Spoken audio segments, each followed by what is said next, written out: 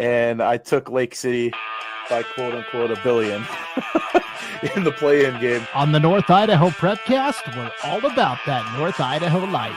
Man, you talk about Wallace and what they've been able to do this year.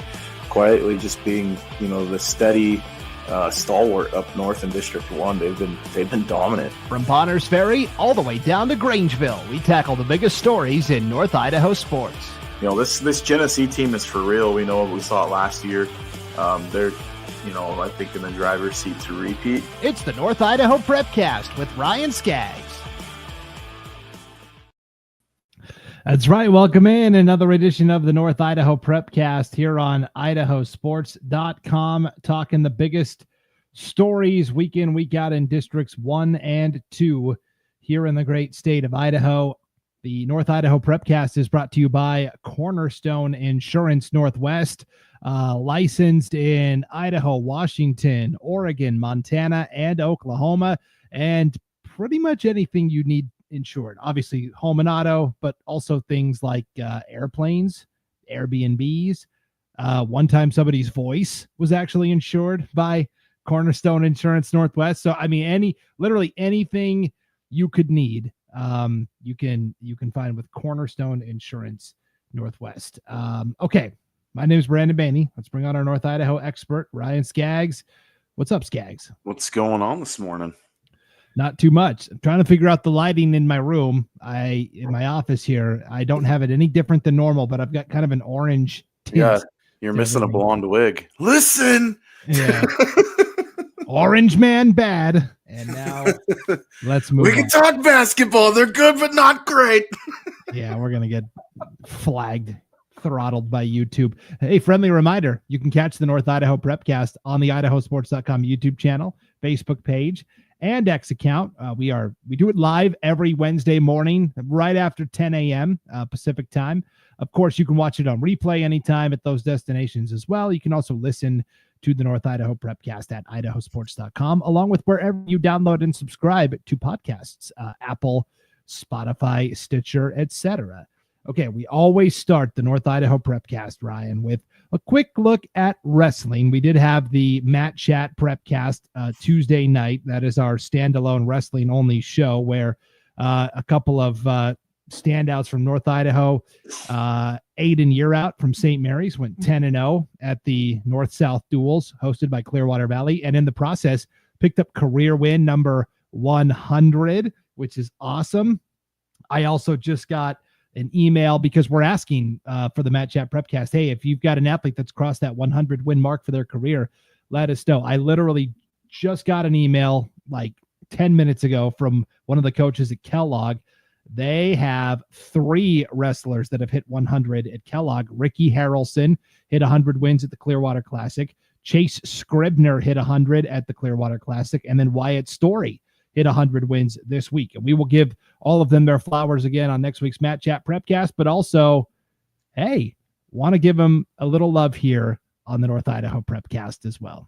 Yeah, there's a lot that goes into hitting the century mark in wrestling. That's no easy feat. That's a lot of blood, sweat, emotions, energy, time, effort, whatever adjective and everything else you want to throw in there. But hats off to the guys hitting the century mark. That's a big deal for a high school career. And that means that you're consistent and getting, especially if you're hitting it. Some of those guys are obviously seniors, so that makes a little more sense. But when you hit that earlier in your senior year, that means you've been flat dominant. But these guys have been very, very good too. And, they're looking to continue their accolades this winter. We got state coming up in a few weeks. It's weird to say that, but we're just a few weeks away from the state tournament. And, there's some hay to be made, as far as getting back out on the mat this weekend with some big tournaments. Yep. And so it's going to be interesting to see how things go. It was a little bit of a lighter week for competition, but it's really going to ramp up this week with the North Idaho Rumble. You're going to have Post Falls, Coeur d'Alene, of course, is the host. Kellogg's going to be there, Lakeland, Bonners Ferry, but some contingent from Western Washington coming over as well. Should be a pretty good field. Yeah, there's some heavy hitters coming over to that tournament. It's going to be uber competitive. And just look for, it's going to be that tournament's only grown too, which is cool. I remember in its infancy, it was, kind of some local teams from, North Idaho, and then you'd sprinkle in some Spokane schools that were lightly represented. And now it's grown into a pretty regional event that they've been able to get some heavy hitters from Southern Idaho, Western Washington shows up. I mean, it's going to be a great event, and then they do a great job, with having the two gyms in Coeur d'Alene definitely helps. You get to Saturday when they're going through the blood rounds and the quarters and semis and then the finals. I mean, that place is just absolutely rocking, the gym at Coeur d'Alene High School. And that's going to be an awesome event. I'm looking forward to seeing how that goes on Saturday. I'll be watching after hours on track, but not able to watch because we'll have a game. Obviously, we'll be broadcasting during that event, but it'd be great to see how the local guys do. Yes, it's going to be so much fun. And yes, you're going to be busy this Saturday in Priest River for a girls-boys varsity basketball doubleheader on IdahoSports.com as the Grangeville Bulldogs take on the Priest River Spartans. So let's transition to basketball chat here because, oh my gosh, the last week, Scaggs, I mean, it's been insane. I kind of just want to go like chronologically, like what happened this past week. I mean, since we basically last spoke here on the Prepcast. So let's start with last Tuesday, January 21st. Okay, you had Prairie and Grangeville play in this non-conference battle where Prairie is down a point, and this is girls basketball, 56-55, just 7 seconds to go. Sage Elvin rebounds a missed shot, puts it back in and is fouled. Well, she has a putback attempt and is fouled. So she's going to the line to shoot 2. She sinks both free throws. Prairie now leads 57-56. Grangeville advances the ball to half court. They call timeout with 1.7 seconds left. And you're like, okay, Coach Barger is going to draw something up here for the Bulldogs. Can't wait to see what they go with. We'll never know because Lexi Schumacher steals the inbounds pass, runs out the clock. Prairie beats Grangeville by a point, 57-56. And that kind of just set the tone for what was a wild 7 days of basketball action here over the past week. Yeah, I mean, and you throw in like the Kootenai game occurred kind of within that stretch too, the Kootenai girls game. You've got, Grangeville and Timberlake that was kind of in the mix. I mean, there's so many games that took place that were just absolutely wackadoodle. You had a nail biter, with Post Falls and Coeur d'Alene on the boys' side on Saturday. I mean, there was, a plethora of tight games. Things people like to say on Twitter, it got snug. And yeah, I mean, there was some very tight games, and you get into league play. Some of these leagues are so well balanced too that you get games, and then you get head scratchers too. I mean, you have Priest River getting swept on the boys and girls side by Orfino. That one to me, I'm kind of, stymied a little bit. You go into the other side of some of these games and you're like, what in the world is going on? Like, what happened there? And you got teams that are coming out of, Potlatch loses big to Lakeside, then comes out and gets couple big wins. And, they're in the mix now in the White Pine League. And I mean, can Kendrick get some of their strength back and make a run at this thing come district time? Logos has looked really good out, the contender outside of Kootenai in that conference. Logos is looking, I think, the most complete out of the rest of the field. There's a lot there. I mean, you go to the girls, Scenic Idaho or North Star Conference. So you just look around. It's super uber competitive wherever you go. Where Lakeside, Genesis Prep's making things interesting. Wallace is still in the mix. You go on the boys' side, there's, nobody's really settled the dust there either. So it's just kind of, a little wild right now in each and every conference. Yes. I didn't set that up very well. I was just wanting your thoughts on the Grangeville Prairie. Just quickly. Oh, I thought you were wanting me to go through all the games that had taken place. So yeah, I'm sorry. No, you're good. You're totally good. I will be a little more direct. I feel like an attorney, and I've got to direct the witness on the stand here. I gotta make sure. No, you're good because we're gonna get to here. Yeah, we're gonna get to all that stuff for sure. Okay, so it starts with that crazy Prairie Grangeville game, and then the next night, and we kind of touched on this last week, the next night was when Kootenai beats Lapway in girls basketball by a point, 43-42. Emma Krogh hits the game-winning 3 with about 15 seconds to go. That same night, the Priest River boys go down to St. Mary's and earned that 54-44 win. First win for Priest River over St. Mary's since 2011. Nate Stiffel led the way, double-double, 14 points, 10 rebounds. We kind of talked about that a little bit last week. Then you go to Thursday, the 23rd, and again, you've got some interesting results that happen. Nothing too crazy, but then it really, all of a sudden, everybody decided, like, okay, now's the time where I'm going to break out and start scoring the basketball, Ryan. We had on the 23rd, Thursday the 23rd, we had not one, not two, not three, 4 different players in North Idaho cross the 50 or the 40-point mark. So let's start with, it's just four guys on one night, all from North Idaho, go 40 plus. Let's start with the big dog, Tyler Engelson from Timberlake. He goes for 50 in a double overtime win for the Tigers over G Prep. They beat Genesis Prep 91-83 in double OT. So Timberlake scores 91 points. 50 of them came from Tyler Engelson. Joins Asher Williams from Bonners Ferry in the 50 Burger Club this year, by the way.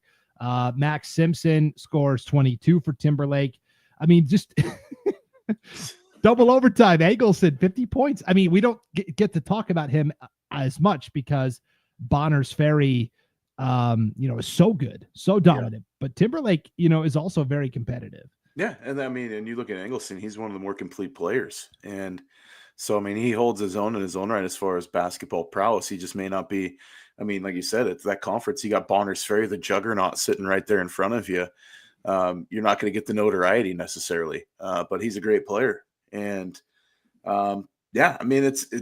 we just talk about like going through these rosters. There's so many players that you can rattle off, that could go off for 30, 40, 50 any given night. And you kind of sit there and you're like, all right, I see that. 50's uber impressive in high school basketball just because of the amount of time you're on the floor. That's insane. So, you're scoring basically almost, every 1.5 possessions, you're touching the ball and getting it in the hoop. That's crazy.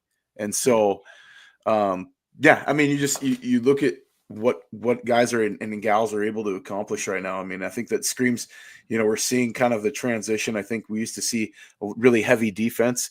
We talked about what difference does the shot clock make in high school basketball.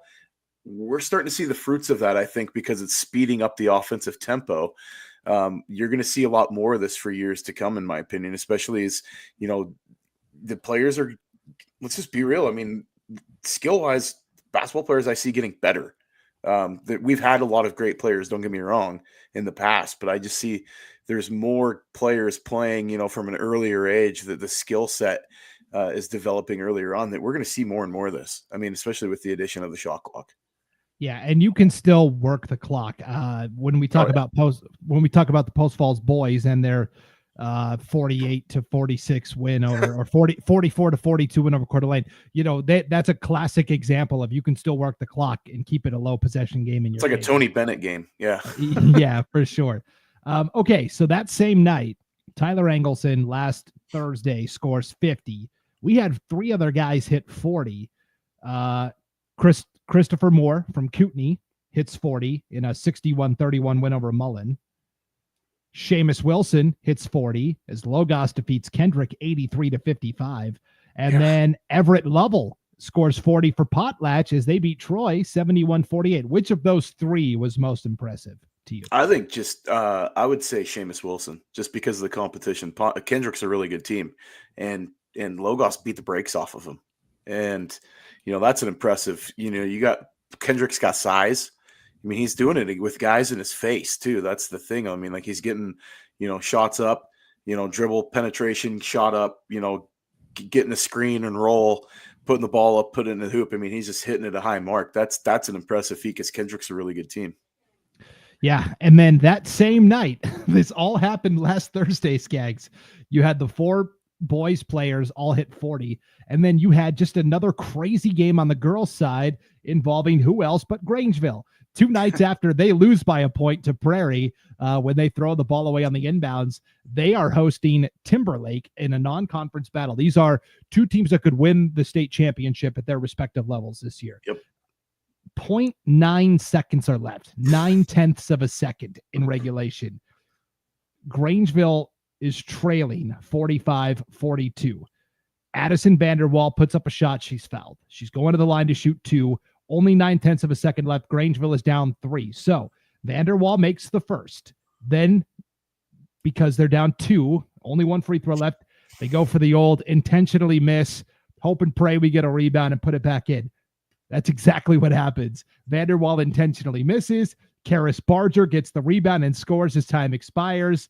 We're tied at 45, going to overtime. Then, in the extra period, Timberlake again is leading 48-47, 3.5 seconds left.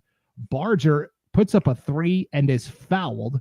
She made 2 of 3, which was just enough to allow Grangeville to pull one out of the fire in overtime, 49-48. They convert not just in regulation, but in overtime down the stretch as well. Just mathematically almost improbable that they would win that game, but they do. Yeah, I'd love to see like the probability graphs of that one. Like that would be wild. 0.9 second and you get a catch and shoot. I mean, that's so wild that you even get the opportunity to get the ball up. But that just, I mean, like you said, that's like a state championship title match right there with those two teams going at it. I know they're at different classifications, but I mean, if you're Coach Barger or Coach Miller, I mean, what more would you want from either program that you could say like, hey, even in a loss, like that's a game where we on the road, chip stacked against us, we were in it.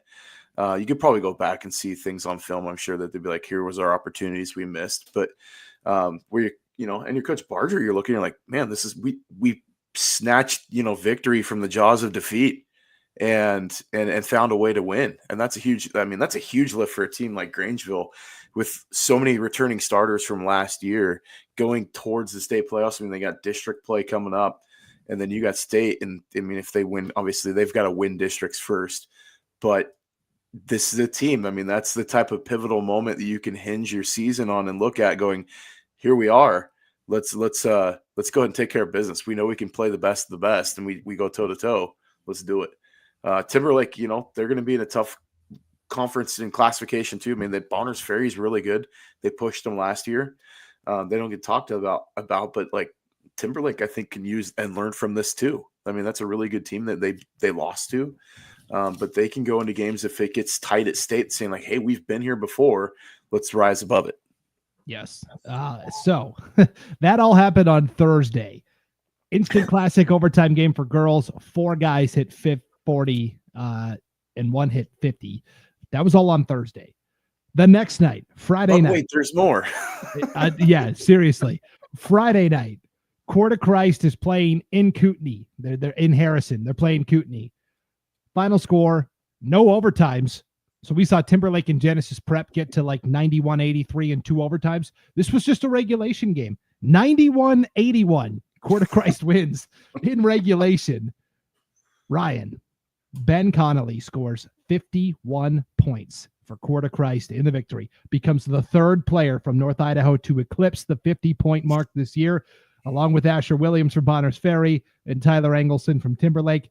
But Connelly wasn't even the high scorer for the game. That came from the Kootenai side, where Christopher Moore, who just scored 40 2 nights ago, he puts up 53 points. So we had 2 guys falling off. 2 guys in the same game, both go for over 50. I mean, nuts. That's nuts. I mean, that like takes you back to like matchups in like the mid 90s in the NBA where you'd see like a Jordan or a Kobe game where they're just trading haymakers. But that's awesome. I mean, that's fun basketball. I mean, throw defense out the window because you're not getting any, but the fact that you can go down, I mean, that'd be a fun game to watch just to see the heat check between those 2 players just going off. That's awesome. And, good. I mean, Genesis Prep got the win there. Or sorry, not Genesis Prep. Sorry. Coeur de Christ got the win. You look at their conference standings and everything too. You kind of look at this and you're like, all right, things are tilting in favor. They could find their way into a play-in game. They get hot. I mean, that's a team that I wouldn't want to face if they're on. I mean, they've got size. They don't necessarily have the depth, but they've got some nice size in their lineup. They got some players.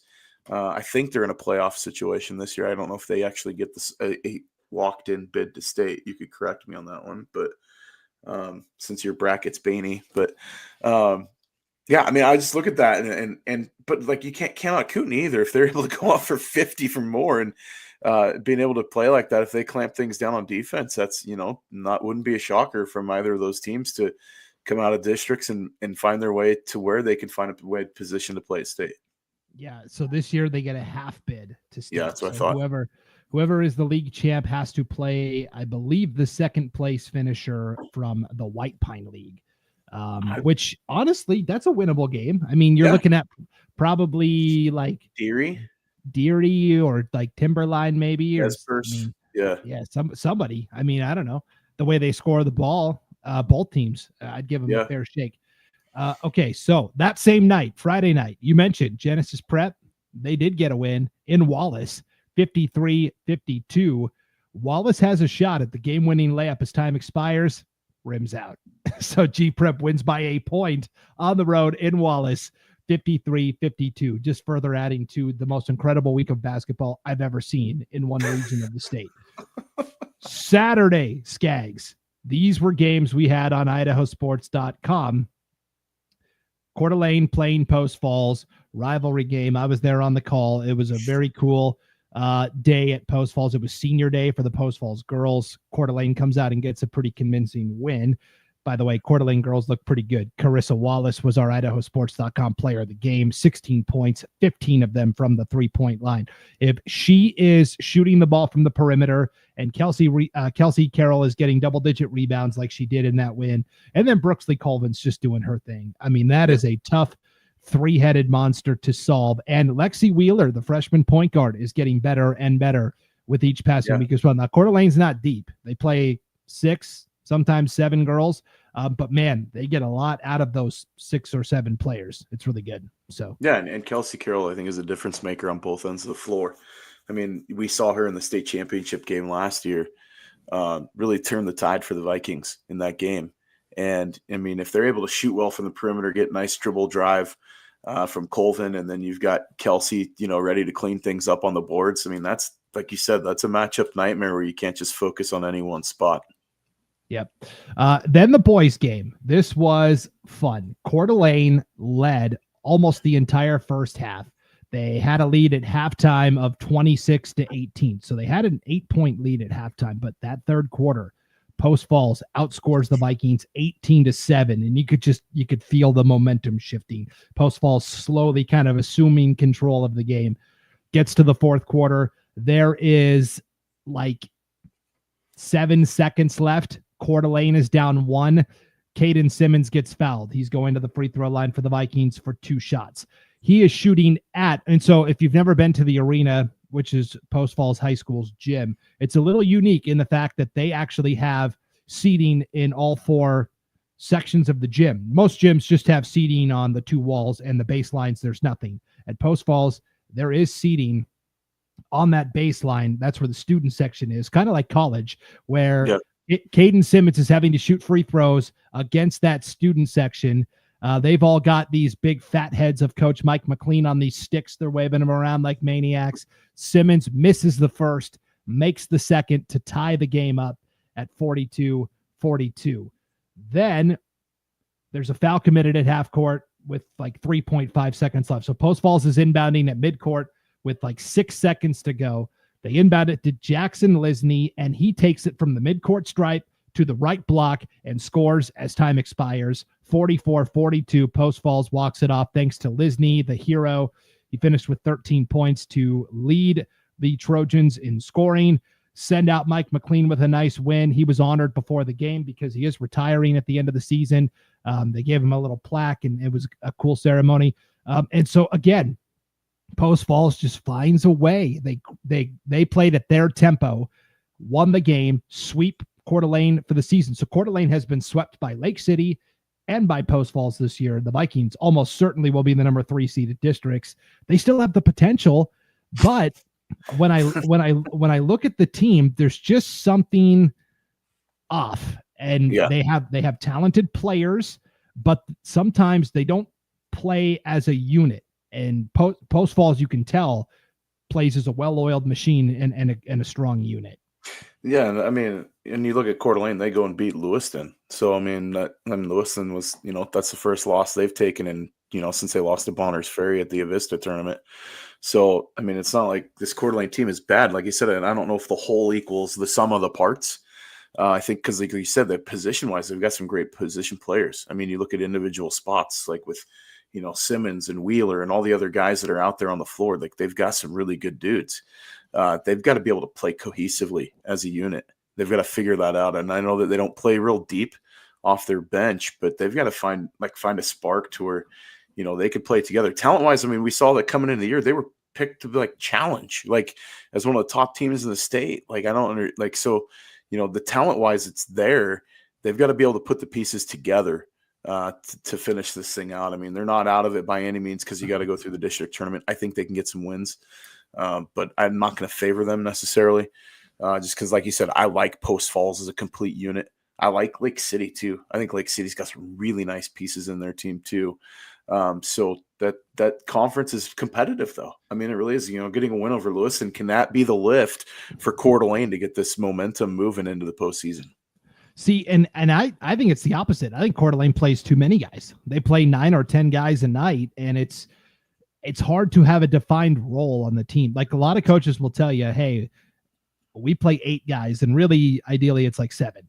And they know their roles, and we go out and execute. I think Coeur d'Alene is just there's not clearly defined roles. And so, like, for example, Carter Rupp, who is a fantastic player, he scores 0 points. He starts the game, does not start the second half.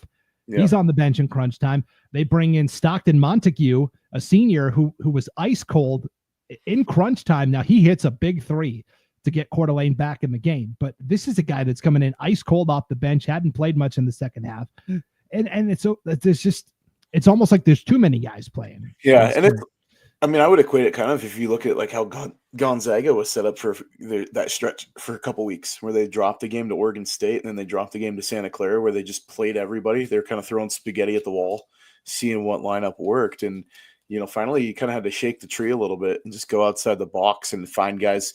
Maybe Montague had been practicing with his hair on fire. I mean, we don't know what's going on in practice and stuff like that, but that's a situation that coach obviously had, the wherewithal to trust him, the senior, putting him in the game in that spot. But, we look at that team, there's talent there. So, I think Indiana's another great example of a team, if you're looking at college basketball, that plays too many messed up lineups where they've got a ton of talent, but they just don't gel well. They kind of trying to figure out their identity, and it's, getting a cohesive flow of the game. I think that's one thing is like you always want to see players play, but you also want to see your team get in flow. And I don't, the perfect coach, I mean, that's the part of that hard part of that as a coach is, and it goes for any sport, football, baseball, whatever, is finding the point where those two intersect. And then when you can find that intersection point of what works good for your rotation and what works for your team, luckily right now the wins and losses don't really matter because they can find that as they gel later in the season and go into districts and hopefully onto state. I don't think they're out of it by any means, but like they got to find their identity in that process. Yeah. And then wrapping it up with what happened last night, and in the chat, I haven't been ignoring you, Val. It was the most recent thing that happened. So I was just trying to get to there. Val says Sandpoint girls basketball beats Lake City last night. First time in over a decade, we believe. And yes, Sean Kane adds in 54-37 final. Surprising. Yeah, that's a big win. Sandpoint, we talked about last week, man, they had a prime opportunity against Lakeland, dropped that at the Battle for the Paddle. They have since very quietly won 3 in a row. And don't look now, Sandpoint might be peaking at the right time ahead of districts. Texas and Coach Love finding his way into the state tournament. And you never put it past him. He's that, wily veteran coach that gets the most out of his players at the right time. And, we saw him drop that game at Battle for the Paddle, but like you said, 3 in a row. We mentioned that in the pre-show with that team. It's like, don't look down. Like I wouldn't be shocked to see them make it to state. Like I really wouldn't. Like, is Lakeland really good too? Yeah, absolutely. But can Sandpoint get on a roll with that lineup? They're young, so with youth, you're gonna get streakiness at times where you're not gonna be as consistent, but you can also overachieve really easy too and get a lot out of those youngsters because the talent's there. That's a team that I wouldn't want to play. Like, I'll just be real. Like, I think Sandpoint's a dangerous team just because of the talent level that's there. Yeah, and then even like a Lewiston, who has been in last place for most of the year in the girls' standings, they go out and they beat Moscow last night, 40-31, after losing to Moscow twice already this year, once at the Avista tournament by 20 points. And when Lewiston played in Rathdrum last week against Lakeland, they only lost by 12, 53-45. I mean, this thing is wide open. Who's going to take it? I mean, I look at, what we saw at Battle for the Paddle. I see probably the way it goes just based on, teams as a whole. I really do think Lakeland right now holds the edge. But like you said, I mean, any given night, you just don't know, especially if it's like a one and done situation where you're playing that first round matchup where, 1 versus 4 and then 2 and 3. I mean, that getting that 3 seed is pretty huge. I mean, but at the same time, like if I'm 2 or 3, I'm not scared because, I mean, you're going to get a chance to get a crack at 1 and maybe, blindside them a little bit in a I can't remember now with the bigger conference. Are they still doing the best of 3 championship? With 4 teams, they will have 1 play 4, 2 play 3, and then from there, I believe it goes to the best of 3. Okay. So yes. Okay. So, and I mean, in that situation, a best of 3 situation, playing with house money at that point, there's no pressure on you. Yes. I'll try to double check that before we. So I know that's what they had done last year, but I don't know if adding Lewiston to the mix, I didn't know if that changed or not. Yes. So yes, the 1 will host 4, 2 will host 3, and then the 2 winners will play the best of 3 series. Okay. So, yep. Okay. So with such a crazy, chaotic week, how much did your North Idaho 9 boys and girls basketball rankings change? As a reminder, these are Ryan's personal opinions of who he thinks the 9 best teams are in boys basketball and the 9 best teams in girls basketball, regardless of classification size. It's kind of a who's playing well right now, but also kind of a who do I think could win if these 2 teams met on a neutral site. So where do you want to go first, girls or boys? Let's start with the girls this week. I think we started with boys 2 weeks in a row, so let's go girls first. Okay, here they are across the bottom ticker. Let her rip. All right, number 1, Coeur d'Alene. 2, Grangeville. The Bulldogs finding their way. I mean, I love Coach Barger's team. It's just chaos, man. It's that like Elmo with fire behind him, just raising his arms. Chaos. That's Grangeville. I love it. We'll get a chance to see them this weekend as they take on Priest River. I'm excited for that game. 3, Timberlake. 4, Prairie. Quietly, like Prairie could be 3 even. Like that Prairie team's really good. Lakeland at 5, Kamei 6, Lapwai 7. Not a lot of change here until you get 8, Genesee 9, Sandpoint. Embrace the chaos, folks. I like it. I think it looks great. So not a ton of movement. You did drop a couple of teams out of your rankings, Sandpoint moving in. But that's a pretty good list. Before we get to your boys rankings, I did just want to shout out real quick. We talked about all these high point total games. Now, not every school puts their stats onto Max Preps. It's the official partner of the IHSAA. I think every school should put their stats on it. If you don't, you're just doing a disservice to your player. But the top 3 scoring averages per game are all from North Idaho. Ben Connelly from Coeur d'Alene is averaging 29.6 points per game right now. That's number 1. Number 2 is Seamus Wilson from Logos, 24.9. And then Tyson Charlie from Lakeside, averaging 22.5. Yeah. So the top 3. And there's a kid from Immaculate Conception who's on here, which is also North Idaho, by the way, not IHSAA. He's actually 3rd at 24.2. But in terms of IHSAA schools, Ben Connelly 1, Seamus Wilson 2, Tyson Charlie 3. That is awesome. Yep. Yeah, and like you said, not everybody's putting their stats on because you could look at them like, where's Dave Clute at? Where's the so and so at? I mean, like, you start going through the who's who. I mean, there's guys that are obviously Asher Williams is. I don't know if his stats are on there. Like, these are all guys that are all probably 2010 dudes. I mean, if you really want to look at it, but yeah, like the balance of athletes in North Idaho right now, it's wackadoodle how good we are at basketball, like with individuals. Yeah. Some pretty good teams as well, though. And here are your North Idaho 9 boys basketball rankings. Yeah, so we're going to flip-flop.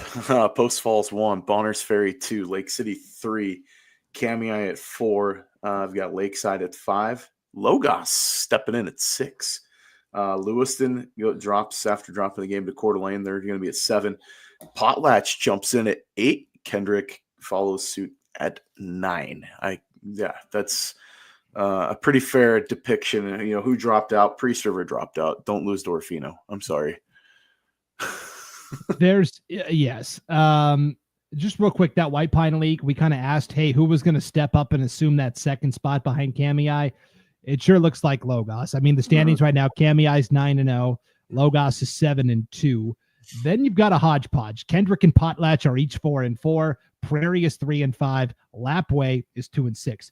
Honestly, any of those 6 teams, no offense to Troy, they're 0-8, 3-8 over. Somebody's got to finish last in this uber talented conference. Any of those other 6, Kamiah, Logos, Kendrick, Potlatch, Prairie, Lapway. Yep. There's 2 bids to state.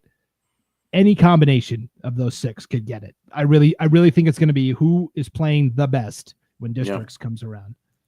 I mean, and like we talk about, like, could Logos, dethrone Kamiah in a championship game? I mean, like, there's talent in this conference. There really is. And I don't know if we've seen the depth within this league. It's been good in years. It's been really good in years past, but like this depth is pretty wild. That you look at, like, realistically 7 teams have a shot at a bid to state in a tournament situation. Like, this is pretty wild. So the closest game for Kamiah thus far in terms of opponent, both times actually Kendrick. Yeah. They beat Kendrick by 7, 60-53 back in December. And then they just played this past Saturday on IdahoSports.com. The great Ty Kep and Tim Silflo had the call. And they won 65-58. So it's only a 7-point win. Yeah. So in terms of, like, okay, the standings don't reflect it, but Kendrick and Kamiah seem to be the closest in terms of when they actually play each other. I will point out that Kamiah will host Logos in the regular season finale on Valentine's Day. So that might be appointment viewing. We'll see. Yeah, no, that's awesome. And like we said, I mean, this conference has always been must-see basketball, and I think it's holding suit again this year. You're not going to have the uber impressive records where you get a team coming in at like 22-1 and another one that's like, whatever. It's it's going to be that second team. I mean, they were in a rock fight to find their way into the state tournament. So, yeah. Yep. Yes, it's a shame so many good teams are going to be left home at state, but that's the way she goes. This weekend, Saturday, IdahoSports.com. Ryan, you and Sam Buffington are going to be in Priest River for a doubleheader on IdahoSports.com. North Idaho game day. It's going to be Grangeville taking on Priest River. Girls game at 12:30. Boys game to follow after that. You want to see what all the hullabaloo is about with this Grangeville girls team? This is your opportunity to tune in. You want to see, hey, the Priest River boys, they beat St. Mary's. That's pretty remarkable. How legit are they? You can tune in this Saturday and see for yourself live and free on IdahoSports.com. It's going to be a good time.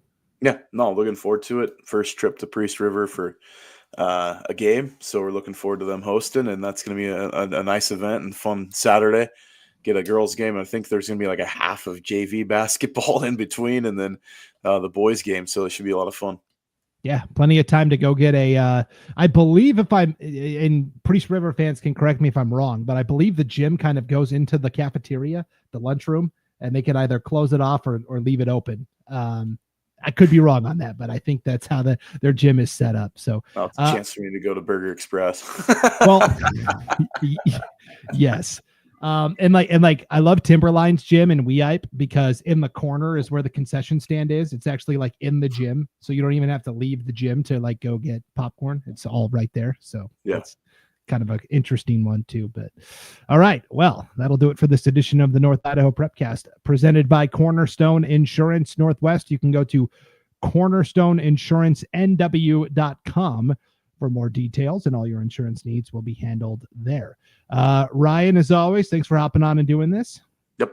No, absolutely. My pleasure. And looking forward to a good weekend of athletics. I mean, between wrestling and basketball, there's a whole lot going on. So yeah, sports junkie time it is.